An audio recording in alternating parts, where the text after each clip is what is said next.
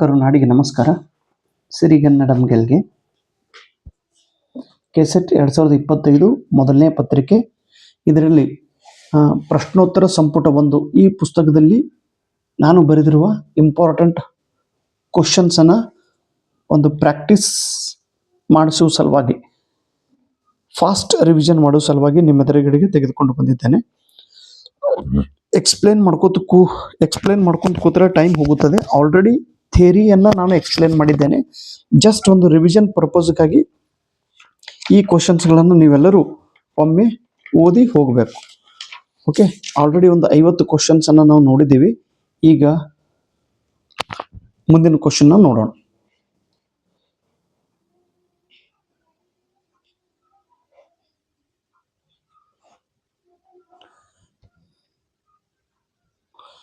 ಬೋಧನೆಯು ಸಕ್ರಿಯ ಹಾಗೂ ದ್ವಿಮಾರ್ಗ ಪ್ರಕ್ರಿಯೆಯಾಗಿದೆ. ಬೋಧನೆಯದು 2-ವೇ ಪ್ರೊಸೆಸ್ ಮತ್ತು ಆಕ್ಟಿವ್ ಪ್ರೊಸೆಸ್. ಇದಕ್ಕೆ ಕಾರಣ ಅದು ಯಾವ ಸಂಬಂಧವನ್ನು ಹೊಂದಿರುತ್ತದೆ? ಶಿಕ್ಷಕರಿಗೆ ಮಾತ್ರ ಸಂಬಂಧಿತ, ವಿದ್ಯಾರ್ಥಿಯರಿಗೆ ಮಾತ್ರ ಸಂಬಂಧಿತ, ಶಿಕ್ಷಕ ವಿದ್ಯಾರ್ಥಿ ನಡುವಿನ ಪರಸ್ಪರ ಕ್ರಿಯೆ. Yes, C option correct. 53ನೇದು, ಬೋಧನೆಯು ಸಾಂಕೇತಿಕವಾದ ಅರ್ಥ ಸಹಿತ ಸಂವಹನ ಕ್ರಿಯೆ ಎಂದು ಹೇಳಿದವರು ಯಾರು? ಬೋಧನೆಯು ಸಾಂಕೇತಿಕವಾದ ಅರ್ಥ ಸಹಿತ ಸಂವಹನ ಕ್ರಿಯೆ ಎಂದು ಹೇಳಿದವರು ಯಾರು? ಬಹಳ ಇಂಪಾರ್ಟೆಂಟ್ ಐತಿ ನೋಡ್ರಿ ಇದು. ಬ್ರೂನರ್, ರಾಬರ್ಟ್ ಗಾನೆ, ಪಿಯಾಜೆ, ಜಿರೋಮ್ ಬರ್ ಇವರು ಈ ಮಾತನ್ನು ಹೇಳಿದ್ದಾರೆ.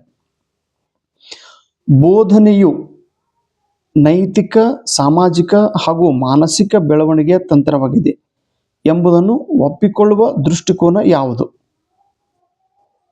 ಬಿ, ಮಾನವೀಯ ದೃಷ್ಟಿಕೋನ, ಆಚರಣಾತ್ಮಕ ದೃಷ್ಟಿಕೋನ, ಮನೋವಿಜ್ಞಾನಾತ್ಮಕ ದೃಷ್ಟಿಕೋನ, ತಂತ್ರಜ್ಞಾನ ದೃಷ್ಟಿಕೋನ. ಬಿ ಇದ್ರದ್ದು ಆನ್ಸರ್ ಐತಿ. ಬೋಧನೆಯು ಯಾವಾಗ ಪರಿಣಾಮಕಾರಿಯಾಗುತ್ತದೆ? ಬೋಧನೆ ಯಾವಾಗ ಪರಿಣಾಮಕಾರಿಯಾಗುತ್ತದೆ? ಶಿಕ್ಷಣದ ಉದ್ದೇಶಗಳು ಸ್ಪಷ್ಟವಿರುವಾಗ, ವಿದ್ಯಾರ್ಥಿಗಳು ಹೆದರುವಾಗ, ಶಿಕ್ಷಕರು ಶಿಸ್ತು ಕಾಪಾಡುವಾಗ, ಪಠ್ಯಪಾಠ ಪೂರೈಸಿದಾಗ. ಶಿಕ್ಷಣದ ಉದ್ದೇಶಗಳು ಸ್ಪಷ್ಟವಿರುವಾಗ. A option correct. ಶಿಕ್ಷಕರು ವಿದ್ಯಾರ್ಥಿಯಲ್ಲಿ ಸ್ವಯಂ ಅಧ್ಯಯನ ಮತ್ತು ಆತ್ಮಪರ್ಯಾಲೋಕನ ಉತ್ಸಾಹವನ್ನು ಹುಟ್ಟುಹಾಕುವ ಪ್ರಕ್ರಿಯೆ ಏನು? ನಿರ್ದೇಶಾತ್ಮಕ ಬೋಧನೆಯ ಶೈಕ್ಷಣಿಕ ಪ್ರಕ್ರಿಯೆ, ಪ್ರೇರಣಾತ್ಮಕ ಬೋಧನೆ, ಪಾಠದ ನಿರ್ವಹಣೆ. ಪ್ರೇರಣಾತ್ಮಕ. ಬೋಧನೆ ಎಂದರೆ ಯಾವ ವಿಧದ ಪ್ರಕ್ರಿಯೆಯಾಗಿ ಪರಿಗಣಿಸಲಾಗುತ್ತದೆ? ಬೋಧನೆ ಎಂದರೆ ಯಾವ ವಿಧದ ಪರಿಗಣಿಸಲಾಗುತ್ತದೆ? ಆನ್ಸರ್ ಏನದ ನೋಡ್ರಿ. ಮುಕ್ತ ಚಟುವಟಿಕೆ, ಪಾಠ ಉದ್ದೇಶಿತ ಮತ್ತು ಯೋಜಿತ ಚಟುವಟಿಕೆ. Yes, C option correct. ನೈಜ ಅರ್ಥದಲ್ಲಿ ಬೋಧನೆ ಎಂದರೆ ಯಾವುದು? ನಿಜ ಅರ್ಥದಲ್ಲಿ ಬೋಧನೆ ಎಂದರೆ ಏನು? ಪಾಠ ಹೇಳುವುದು, ಪರೀಕ್ಷೆಗೆ ತಯಾರಿ ಮಾಡಿಸುವುದು, ಕಲಿಕೆಗೆ ಮಾರ್ಗದರ್ಶನ ನೀಡುವುದು, ಅಧ್ಯಾಪಕರ ಪದವಿ ಹೊಂದಿರುವುದು. ಬೋಧನೆ ಅಂದ್ರೆ ಕೇವಲ ಪಾಠ ಹೇಳೋದಲ್ಲ, ಕಲಿಕೆಗೆ ಮಾರ್ಗದರ್ಶನ ನೀಡುವುದು. ಈಗ ನಾನು ನಿಮ್ಗೆಲ್ಲ ಕೆಸೆಟ್ ಬಗ್ಗೆ, ನೆಟ್ ಬಗ್ಗೆ ಹೇಳ್ತಾ ಇದ್ದೇನೆ. ಅಂದ್ರೆ ಪಾಠ ಹೇಳೋದಲ್ಲ. ನೀವು ಕೆಸೆಟ್ ಪಾಸ್ ಆಗ್ತಿ ತಂಗಿ, ತಮ್ಮ, ನೆಟ್ಟನ್ನು ಪಾಸ್ ಆಗ್ತಿ, ನಿನ್ನ ಕಡೆ ಸಾಮರ್ಥ್ಯ ಐತಿ, ಸ್ವಲ್ಪ ಸಮಯ ಕೊಟ್ಟು ಓದು, ಪ್ರಯತ್ನ ಬಿಡಬೇಡ, ಕಡಿಮೆ ಲಿಮಿಟೆಡ್ ಅಧ್ಯಯನ ಸಾಮಗ್ರಿಗಳನ್ನು ನಿಮ್ಮ ಹತ್ರ ಇಟ್ಟುಕೊಂಡು ಟೈಮನ್ನು ವ್ಯರ್ಥ ಮಾಡದೆ ಓದಿದಾಗ ರಿಸಲ್ಟ್ ಬರುತ್ತದೆ. ಈ ರೀತಿ ಕಲಿಕೆಗೆ ಮಾರ್ಗದರ್ಶನ ನೀಡೋದು. ಬೋಧನೆಯು ಯಾವ ಸಂದರ್ಭದಲ್ಲಿ ನಿರರ್ಥಕವಾಗಬಹುದು? ಯಾವಾಗ ಟೀಚಿಂಗ್ ಯೂಸ್ ಆಗಂಗಿಲ್ರಿ? ವಿದ್ಯಾರ್ಥಿಗೆ ಆಸಕ್ತಿ ಇಲ್ಲದಿದ್ದರೆ, ಪಾಠ ನವೀನವಿಲ್ಲದಿದ್ದರೆ, ಬೋಧನೆ ಮಿತ ಸಮಯದಲ್ಲಿ ಮುಗಿದರೆ, ಪರೀಕ್ಷೆ ಸಮಯ ಸಮೀಪವಾಗಿದ್ದರೆ. A option correct. ನಾನೆಲ್ಲ ನಿಮಗೆ ಎಕ್ಸ್ಪ್ಲೇನ್ ಮಾಡಿ ಹೇಳ್ತಾ ಇದ್ದೀನಿ. ಕೆಸೆಟ್ ಸಿಂಪಲ್ ಐತಿ, ಸರಳ ಐತಿ, ಓದ್ರಿ ಅಂತೇಳಿ. ನೀವು ಈ ಪರೀಕ್ಷೆದೊಳಗೆ ಆಸಕ್ತಿನೇ ತೋರದೇ ಇದ್ದರೆ ಅದು ಟೀಚಿಂಗ್ ಆಗೋದಿಲ್ಲ. ನಿಮ್ಮ ಆಸಕ್ತಿ ಬೇಕು. ಬೋಧನೆಯು ಯಾವ ದರ್ಜೆಯ ಚಟುವಟಿಕೆಯಾಗಿರಬೇಕು? ವಿದ್ಯಾರ್ಥಿಯು ಒಂದ್ ಸ್ವಲ್ಪ ನೀರು ಕೊಡೋಲ್ಲ, ಅರ್ಧ ಗ್ಲಾಸ್. ವಿದ್ಯಾರ್ಥಿಯು ಅನುಕರಿಸಲು ಸಾಧ್ಯವಾಗುವ, ವಿದ್ಯಾರ್ಥಿಯ ಮನಸ್ಸಿಗೆ ಮೆರುಗು ನೀಡುವ. ಕರೆಕ್ಟ್. ಹಿಂಗೆ ಆಪ್ಷನ್ ನೋಡಿದ ತಕ್ಷಣ ನೆಕ್ಸ್ಟ್ ಆಪ್ಷನ್ ಕೂಡ ಓದಬೇಡ, ಆ ರೀತಿ ನೀವು ಓದಿದಿರ್ಬೇಕು. ನೋಡ್ರಿ, ಆಲ್ರೆಡಿ ಇದನ್ನೆಲ್ಲ ಓದಿರಿ. ಈಗ ಜಸ್ಟ್ ಇದನ್ನ ನಾನು ರಿವಿಷನ್ ಪರ್ಪಸ್ಗಾಗಿ ವಿಡಿಯೋ ಮಾಡುತ್ತಿದ್ದೇನೆ, ನಾಟ್ ಎಕ್ಸ್ಪ್ಲನೇಷನ್. ಬೋಧನೆಯ ಅರ್ಥವನ್ನು ಸಮಗ್ರವಾಗಿ ಅರ್ಥ ಮಾಡಿಕೊಳ್ಳಲು ಯಾವ ತತ್ವವನ್ನು ಗಮನದಲ್ಲಿಟ್ಟುಕೊಳ್ಳಬೇಕು? ಪಠ್ಯ ಪಠಿಸುವ, ಪರೀಕ್ಷಾ ತಯಾರಿ, ಕಲಿಕೆ ಪ್ರಕ್ರಿಯೆಯ ಪ್ರೇರಣೆ.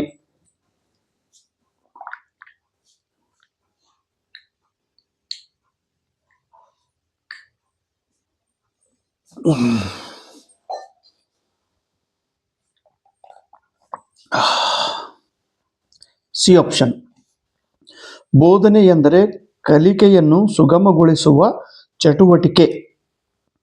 ಬೋಧನೆ ಎಂದರೆ ಕಲಿಕೆಯನ್ನು ಸುಗಮಗೊಳಿಸುವ ಚಟುವಟಿಕೆ ಎಂಬ ವ್ಯಾಖ್ಯಾನವನ್ನು ಯಾವ ದೃಷ್ಟಿಕೋನವನ್ನು ಪ್ರತಿನಿಧಿಸುತ್ತದೆ?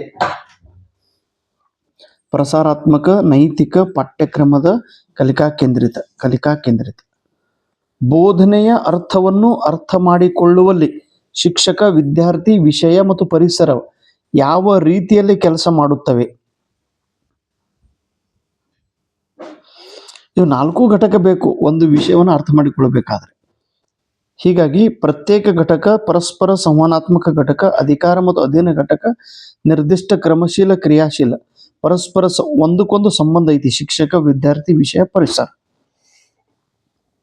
Next question. ಬೋಧನೆಯ ಅರ್ಥವು ಯಾವ ತತ್ವದ ಮೇಲೆ ಆಧಾರಿತವಾಗಿರಬೇಕು? ಮೆಮೊರೈಸೇಷನ್, ನೆನಪು, ಶಿಸ್ತಿನ ಆಡಳಿತ, ಕಲಿಕೆಯ ಸಕ್ರಿಯ ಪಾಲ್ಗೊಳ್ಳುವಿಕೆ, ಶಿಕ್ಷಕರ ಅಧಿಕಾರ. C option correct. Teaching is the process of imparting knowledge and skills systematically. ನೋಡ್ರಿ, ಬೋಧನೆ ಎಂದರೆ ಇದು ಒಂದು ಜ್ಞಾನ ಮತ್ತು ಕೌಶಲ್ಯಗಳನ್ನು ಸರಿಯಾದ ರೀತಿಯಲ್ಲಿ, ಇಂಪಾರ್ಟಿಂಗ್ ಅಂದ್ರೆ ಅವರಿಗೆ ಒಯ್ದು ತಲುಪಿಸೋದು, ಕೊಡುವ ಕೆಲಸ ಮಾಡುತ್ತದೆ. ಈ ವಿವರಣೆಯಲ್ಲಿ ಯಾವ ಅಂಶವನ್ನು ಎತ್ತಿ ಹಿಡಿಯಲಾಗಿದೆ?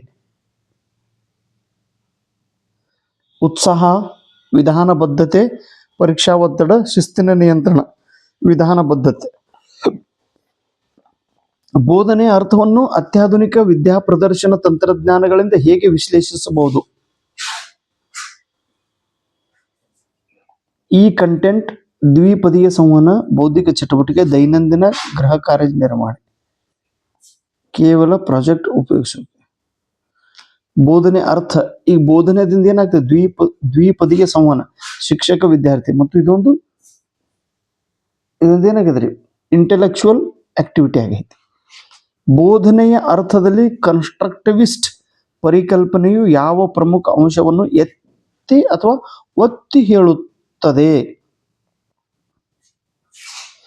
ಗುರು ಶಿಷ್ಯ ಪರಂಪರೆ, ಪಠ್ಯಕೋಶ ಅವಲಂಬನೆ, ವಿದ್ಯಾರ್ಥಿಯ ಕಲಿಕೆಗೆ ಸ್ವಂತದ ನಿರ್ಮಾಣಾತ್ಮಕ ಪಾತ್ರ, ಶಿಕ್ಷಕರ ಇದು ಸಿ ಆಪ್ಷನ್ ಕರೆಕ್ಟ್. ಪರಿಣಾಮಕಾರಿಯಾದ ಬೋಧನೆ ಎಂದರೆ ಕೇವಲ ನಿರ್ದೇಶನೆಗಿಂತ ಬಗ್ಗೆ ಹೆಚ್ಚು ಏನಾಗ್ತದೆ? ಹೆಚ್ಚು ಪರೀಕ್ಷೆಯ ಬಗ್ಗೆ ಪಾಠದ ಓದಿಸಿಕೊಡುಗೆ, ಕಲಿಕೆ ಪ್ರಕ್ರಿಯೆಯೊಂದಿಗೆ ನಿರಂತರ ಸಂಬಂಧ. C option correct. ಬೋಧನೆ ಎಂದರೆ ಯಾವಾಗಲೂ ಕಲಿಕೆಯನ್ನು ರೂಪಿಸುವ ಚಟುವಟಿಕೆ ಆಗಿರಬೇಕು. ಈ ವಿವರಣೆಯ ಮೂಲ ಸಿದ್ಧಾಂತ ಯಾವುದು? 69. ಶಿಷ್ಟಾಚಾರ ಸಿದ್ಧಾಂತ, ಶಿಕ್ಷಕರ ಪ್ರಭುತ್ವ ಸಿದ್ಧಾಂತ, ಬೋಧನೆ ಕಲಿಕೆಯ ಪರಸ್ಪರ ಕ್ರಿಯಾತ್ಮಕ ಸಿದ್ಧಾಂತ, ಪರೀಕ್ಷಾ ಯಶಸ್ಸಿನ ಸಿದ್ಧಾಂತ. C option. ಬೋಧನೆ ಅರ್ಥದಲ್ಲಿ teaching is an art as well as a science. Teaching is an art as well as a science ಎಂಬ ಅಭಿಪ್ರಾಯದಲ್ಲಿ ಕಲೆಯ ಅಂಶವನ್ನು ಯಾವುದರಿಂದ ಗುರುತಿಸಬಹುದು? ನಿರ್ಮಾಣ, ನವೀನತೆ, ಸೃಜನಶೀಲ ವಿಧಾನಗಳು, ಶೈಕ್ಷಣಿಕ ತಂತ್ರಜ್ಞಾನ, ಪಠ್ಯ ಆಯ್ಕೆ, ಪರೀಕ್ಷಾ ಶೈಲಿ. D option. Teaching is an interaction between teacher and student. Teaching, ಬೋಧನೆ ಎಂದರೆ ವಿದ್ಯಾರ್ಥಿ ಮತ್ತು ಶಿಕ್ಷಕರ ನಡುವೆ ಒಂದು ಅಂತರ್ಕ್ರಿಯಾತ್ಮಕ ಎಂಬ ವ್ಯಾಖ್ಯೆ ಯಾವ ಧೋರಣೆಯನ್ನು ಪ್ರತಿಪಾದಿಸುತ್ತದೆ? ಪಾಠ್ಯಕ್ರಮ ಕೇಂದ್ರಿತ, ಪರೀಕ್ಷಾ ಫಲಿತಾಂಶದ ಬೋಧನೆ, ಸಂವಹನಾತ್ಮಕ ಬೋಧನಾ ದೃಷ್ಟಿಕೋನ, ಶಿಕ್ಷಕರ ಪ್ರಭುತ್ವ. ಸಂವಹನ ಬೋಧನಾ ದೃಷ್ಟಿಕೋನ. ಗ್ಲೇನ್ ಅವರ ಪ್ರಕಾರ teaching is a form of interpersonal. ನೆನಪಿಡ್ರಿ ಅದನ್ನ. ಈ ಡೆಫಿನೇಷನ್ ಹೇಳಿದವರು ಗ್ಲಾನ್ ಅವರು. ಇವರ ಪ್ರಕಾರ teaching is a form of interpersonal influence aimed at changing the behavior potential of another person. Glenn ಅವರ ಪ್ರಕಾರ ಬೋಧನೆ ಎಂದರೆ ವಿದ್ಯಾರ್ಥಿಯ ವರ್ತನೆಯಲ್ಲಿ ಬದಲಾವಣೆ ಮಾಡಿಸುವ ಸಲುವಾಗಿ ಪರಿಣಾಮ ಬೀರುವ ಒಂದು ಪ್ರಕ್ರಿಯೆ.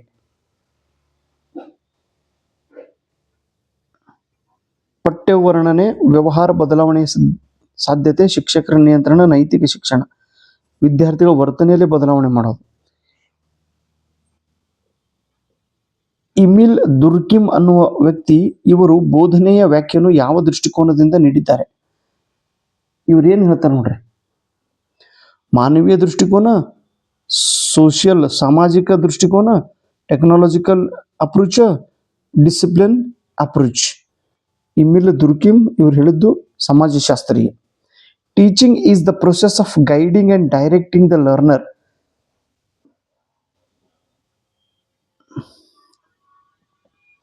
Teaching is the process of guiding and directing. ವ್ಯಾಖ್ಯೆಯನ್ನು ಯಾವ ಬೋಧನಾ ತತ್ವವನ್ನು ಪ್ರತಿನಿಧಿಸುತ್ತದೆ? ನಿಷ್ಕ್ರಿಯ ಕಲಿಕೆ, ಮಾರ್ಗದರ್ಶನಾತ್ಮಕ ಬೋಧನೆ, ಆಜ್ಞಾತ್ಮಕ, ಪಠ್ಯ ಆಧಾರಿತ. ಬಿ ಮಾರ್ಗದರ್ಶನಾತ್ಮಕ. ನೇಡರ್ ಎಲ್ ಗೇಗ್ ಬೋಧನೆಯ ವ್ಯಾಖ್ಯೆಯನ್ನು ಹೇಗೆ ನೀಡಿದ್ದಾರೆ? ಗೇಗ್ ಇವರ ಪ್ರಕಾರ ಬೋಧನೆ ಎಂದರೆ ಏನು? Teaching is telling and testing. Teaching is a set of event designed to bring about learning. Teaching is an art of delivering speech. Teaching is writing and reading. Teaching is a set of events designed to bring about learning. Yes. ಬೋಧನೆಗೆ ಸಂಬಂಧಿಸಿದಂತೆ teaching is an activity which is designed in perform to produce change in people's behaviour ಎಂಬ ವ್ಯಾಖ್ಯೆಯನ್ನ ಹೇಳಿದವರು ಯಾರು? ಬೋಧನೆ ಇದು ಒಂದು ಚಟುವಟಿಕೆ, ಇದರಿಂದ ವಿದ್ಯಾರ್ಥಿಯ ವರ್ತನೆಯಲ್ಲಿ ಬದಲಾವಣೆ ತರಲಾಗುತ್ತದೆ. ಹೇಳಿದವರು Morrison, Gage, Dewey, Bruner. A option. John Dewey ಬೋಧನೆಯ ವ್ಯಾಖ್ಯೆಯಲ್ಲಿ ಯಾವ ತತ್ವ ಬಹುಮಟ್ಟಿಗೆ ಪ್ರದರ್ಶಿತವಾಗಿದೆ? ಏನ್ ಹೇಳ್ರಿ ಜಾನ್ ಡುಯಿ? ಜಾನ್ ಡುಯಿ ಏನ್ ಹೇಳ್ತಾರೆ? ಶ್ರದ್ಧಾತ್ಮಕ ಪಾಠ, ಅನುಭವ ಆಧಾರಿತ, ಶಿಸ್ತಿನ ಆಧಾರಿತ, ಮನೋರಂಜನಾತ್ಮಕ. ಇವರು ಎಕ್ಸ್ಪೀರಿಯನ್ಸ್ ಮೇಲೆ ಫೋಕಸ್ ಮಾಡೋದು. ಆಕ್ಟಿವಿಟಿ, ಅನುಭವ ಆಧಾರಿತ. John Dewey. Teaching is the stimulation, guidance and direction, encouragement of learning ಎಂಬ ವ್ಯಾಖ್ಯೆಯನ್ನು ಯಾರು ಹೇಳಿಕೊಟ್ಟರು? ಯಾರು ಹೇಳಿದ್ರು ವ್ಯಾಖ್ಯೆ ರೀ? Morrison, Jean Pierce, Skinner, Thomas Green. Teaching is both an art and science ಎಂಬ ಸಿದ್ಧಾಂತ ಯಾವ ತತ್ವವನ್ನು ತೋರಿಸುತ್ತದೆ? ಕೇವಲ ವಿಜ್ಞಾನ, ಕೇವಲ ಅಭಿವ್ಯಕ್ತಿ, ಸಂಯುಕ್ತ ದೃಷ್ಟಿಕೋನ, ಪಠ್ಯಾಧಾರಿತ. ಸಂಯುಕ್ತ ಐತಿ, ಇದರೊಳಗೆ ಎರಡು ಅದಾವ, ಆರ್ಟ್ ಮತ್ತು ಸೈನ್ಸ್. ಆರ್ಟ್ ಸೈನ್ಸ್ ಎರಡು. ಬೋಧನೆಯ ವ್ಯಾಖ್ಯೆಯು ಯಾವಾಗ ಸಮಗ್ರವಾಗಿರುತ್ತದೆ? ಕಲಿಕೆಯ ಫಲಿತಾಂಶವನ್ನು ಮಾತ್ರ ಗಮನಿಸಿದಾಗ, ಪಠ್ಯಪಾಠಗಳು ವಾಚಿಸುವ ಶಿಸ್ತಿನ, ಕಲಿಕೆ ಮತ್ತು ವ್ಯಕ್ತಿತ್ವ ವಿಕಾಸ ಹಾಗೂ ಮೌಲ್ಯಗಳ ಬೆಳವಣಿಗೆ. D option. ಜಿಜಿ ಆಜಾದ್ ಇವರ ಪ್ರಕಾರ ಬೋಧನೆಯನ್ನು ಯಾವ ರೀತಿಯಲ್ಲಿ ವ್ಯಾಖ್ಯಾನಿಸಿದ್ದಾರೆ? ಇವರೇನು ಹೇಳ್ತಾರೆ? ಪಠ್ಯ ಆಧಾರಿತ, ಮಾನವೀಯ ಸಂಬಂಧ, ಪರೀಕ್ಷಾ, ಮಾನವೀಯ ಸಂಬಂಧ. ಜಾಕಿರ್ ಹುಸೇನ್ ಬೋಧನೆಯ ಬಗ್ಗೆ ಯಾವ ವಿಕಾಸಾತ್ಮಕ ದೃಷ್ಟಿಕೋನ ನೀಡಿದರು? ಶಿಸ್ತು, ಪಾಠ ಓದುವುದು ಮತ್ತು ಮಾನವೀಯ ಮೌಲ್ಯಗಳ ಬೆಳವಣಿಗೆ, ಶಿಕ್ಷಕರ ಅಧಿನಿಯಮತೆ. C option is correct. Ramakrishna Paramahamsa ಅವರ ಬೋಧನಾ ತತ್ವ ಯಾವುದನ್ನು ಒತ್ತಿ ಹೇಳುತ್ತದೆ? ಶ್ರದ್ಧೆ, ಶಿಸ್ತು, ತತ್ವದ ಅರಿವು, ಸ್ವ ಅನುಭವದ ಮೂಲಕ ಕಲಿಕೆ, ಶ್ರೇಣಿಯಲ್ಲಿ ತತ್ವದ ಮೇಲೆ ಅರಿವು. ರವೀಂದ್ರನಾಥ್ ಟಾಗೋರ್ ಅವರ ಪ್ರಕಾರ ಬೋಧನೆಯ ಅರ್ಥ ಯಾವುದು? ಇಂಪಾರ್ಟೆಂಟ್ ಐತಿ ನೋಡ್ರಿ. ಶಿಕ್ಷಣ ಎಂದರೆ ವಸ್ತು ಜ್ಞಾನದ ಹಂಚಿಕೆ, ಕಲಿಕೆ ಮತ್ತು ಜೀವನ ನಡುವೆ ಒಡನಾಟ, ಶಿಸ್ತಿನ ನಿಯಮಗಳು, ಪಠ್ಯದ ಮುದ್ರಿತ ಸ್ವರೂಪ, ಕಲಿಕೆಯ ಜೀವನ. ಮಹಾತ್ಮ ಗಾಂಧೀಜಿ ಇವರು ಬೋಧನೆಯನ್ನು ಹೇಗೆ ವಿವರಿಸುತ್ತಾರೆ?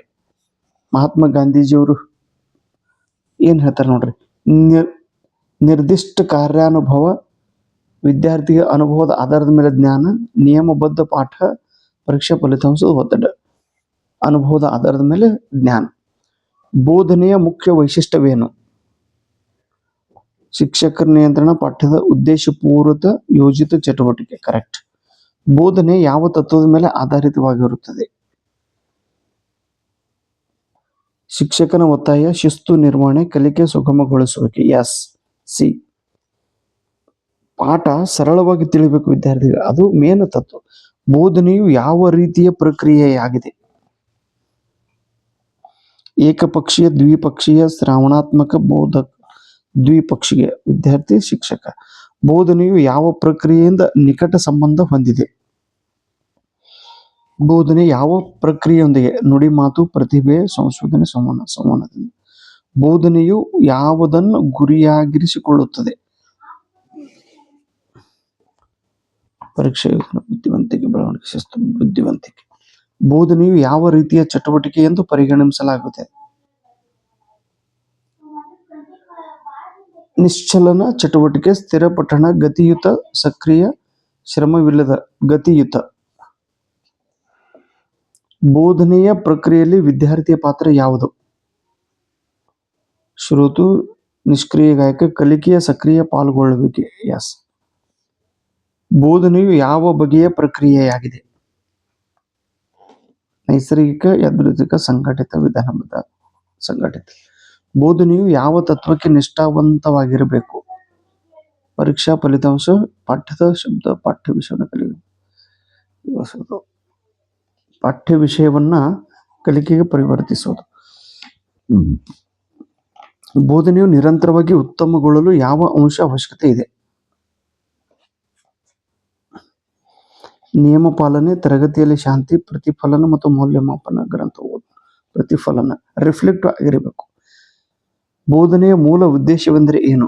ಎದರ ಸಲುವಾಗಿ ನಾವು ಬೋಧನೆ ಮಾಡ್ತೀವಿ? ಪಾಠ ಪಠಿಸುವಿಕೆ, ಶಿಸ್ತು ರಚನೆ, ವಿದ್ಯಾರ್ಥಿಗಳಲ್ಲಿ ಐಚ್ಛಿಕ ನಡೆ ಮತ್ತು ಜ್ಞಾನ ಅಭಿವೃದ್ಧಿ ಮಾಡೋದು. ಬೋಧನೆಯ ಉದ್ದೇಶಗಳನ್ನು ಅರ್ಥ ಮಾಡಿಕೊಳ್ಳುವಲ್ಲಿ ಬ್ಲೂಮನ ಉದ್ದೇಶ ಪಿರಮಿಡ್ ಯಾವ ವಿಭಾಗಗಳನ್ನು ಒಳಗೊಂಡಿದೆ? ಇಂಪಾರ್ಟೆಂಟ್ ಇದೆ ನೋಡಿ ಕ್ವಶನ್. ಬ್ಲೂಮನ ಉದ್ದೇಶಿತ ಪಿರಮಿಡ್ದೊಳಗೆ ಏನೇನು ಇರ್ತೈತಿ? ತಾಂತ್ರಿಕ, ಸಾಮಾಜಿಕ, ಆಧ್ಯಾತ್ಮಿಕ, ಬೌದ್ಧಿಕ, ಪ್ರಭಾವಾತ್ಮಕ, ಚೈತನ್ಯಾತ್ಮಕ, ಶಿಷ್ಟಾಚಾರ, ಶಾಸ್ತ್ರೀಯ, ನಿರ್ದಿಷ್ಟ. ಎಸ್, ಬೌದ್ಧಿಕ, ಪ್ರಭಾವಾತ್ಮಕ. ಬೋಧನೆಯ ಬೌದ್ಧಿಕ ಉದ್ದೇಶವು ಮುಖ್ಯವಾಗಿ ಏನನ್ನು ಗುರಿಯಾಗಿರಿಸುತ್ತದೆ?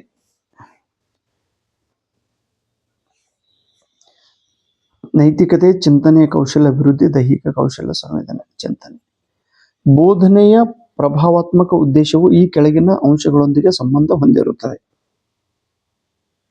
ಜ್ಞಾನ ಹಂಚುವಿಕೆ, ಮಾನಸಿಕ ಪ್ರಕ್ರಿಯೆ, ಮೌಲ್ಯ, ಭಾವನೆ, ಅಭಿಪ್ರಾಯಗಳ ರೂಪ. Teaching aims at bringing desirable changes in learners behaviour. ಬೋಧನೆ ಎಂದರೆ ನಮಗೆ ಯಾವ ರೀತಿಯಲ್ಲಿ ವಿದ್ಯಾರ್ಥಿಗೆ ಬದಲಾವಣೆ ಆಗಬೇಕು ಅನ್ನುವ ತರ ನಾವು ಬದಲಾವಣೆ ಮಾಡುವುದೇ ಬೋಧನೆ ಎಂದು ಕರೆಯುತ್ತಾರೆ. ಈ ವ್ಯಾಖ್ಯೆಯಿಂದ ಬೋಧನೆಯ ಯಾವ ಅಂಶ ಸ್ಪಷ್ಟವಾಗುತ್ತದೆ? ಪಾಠ ಪಠಿಸುವಿಕೆ, ನಿಖರ ಉತ್ತರ, ರೂಪಾಂತರಾತ್ಮಕ ಗುರಿ, ಅಂದ್ರೆ ಬಿಹೇವಿಯರ್ ಚೇಂಜ್ ಆಗಿರ್ಬೇಕಲ್ಲ, ಇದು ಸಿ. ಬೋಧನೆಯ ಚೈತನ್ಯಾತ್ಮಕ ಉದ್ದೇಶ ಯಾವುದನ್ನು ವೃದ್ಧಿಗೊಳಿಸುತ್ತದೆ? ಬೌದ್ಧಿಕ ಸಾಮರ್ಥ್ಯ, ಶಾರೀರಿಕ ವೃದ್ಧಿ, ಕೌಶಲ್ಯ ಮತ್ತು ಚಲನ ಶಕ್ತಿಯ ನಿಯಂತ್ರಣ. ಕರೆಕ್ಟ್. ಈ ರೀತಿ ಒಂದು 100 ಕ್ವಶನ್ ನಾವು ಚೆಕ್ ಮಾಡಿದ್ದೀವಿ. ಇನ್ನು ಉಳಿದ ಕ್ವಶನ್ಸ್ಗಳ ಬಗ್ಗೆ ಕೂಡ ನಾವು ನೋಡೋಣ. ಓಕೆ, ದಯವಿಟ್ಟು ನಾನು ಹೇಳುವಾಗ ಎಕ್ಸ್ಪ್ಲೇನ್ ಮಾಡಿ ಹೇಳುತ್ತಿಲ್ಲ, ಕೇವಲ ಪ್ರಶ್ನೆ ಮಾತ್ರ ಓದುತ್ತಿದ್ದೇನೆ, ಅದಕ್ಕೆ ಸಂಬಂಧಿಸಿದ ಆನ್ಸರ್ ಬಗ್ಗೆ ಮಾತ್ರ ಹೇಳುತ್ತಿದ್ದೇನೆ. No explanation, no extra comments. ನೀವು ಕೂಡ ಒಂದು ಬಾರಿ ಇದನ್ನ ರಿವಿಷನ್ ಮಾಡ್ರಿ. Okay, thank you.